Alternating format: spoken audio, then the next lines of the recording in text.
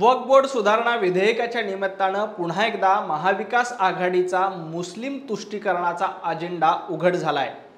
काँग्रेस, उभाटा गट आणि शरद पवार गटाच्या राष्ट्रवादीनं वक्फ बोर्डाच्या सुधारणेला संसदेमध्ये विरोध केला।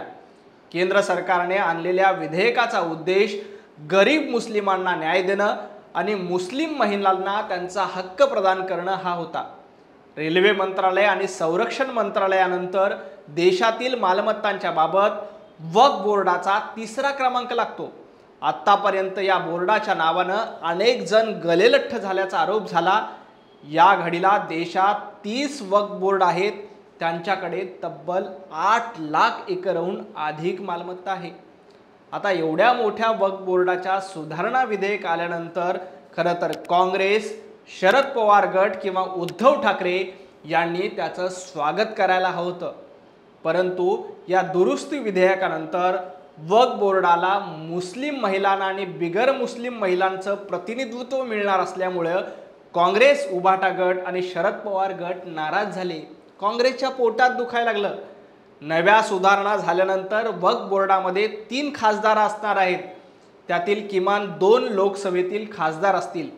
विशेष म्हणजे वक्फ बोर्डामध्ये सिया, सुन्नी, बोहरा, आगाखानी आणि मुस्लिम समाजातील ओबीसी आणि महिलांना देखील स्थान मिळणार आहे। बोहरा आणि आगाखानीसाठी स्वतंत्र बोर्ड स्थापन केलं जाणार आहे। यापुढे कोणत्याही जमिनीवर वक्फ बोर्डाला दावा करता येणार नाही। एवढ्या चांगल्या सुधारणा असताना काँग्रेस मात्र या विधेयकाच्या विरोधात उभी राहिली। काँग्रेस खासदार के.सी. वेणुगोपाल यांनी संसदेमध्ये विधेयकाला विरोध केला। विशेष म्हणजे काँग्रेसनं एमआयएमच्या सुरात सूर मिसळला।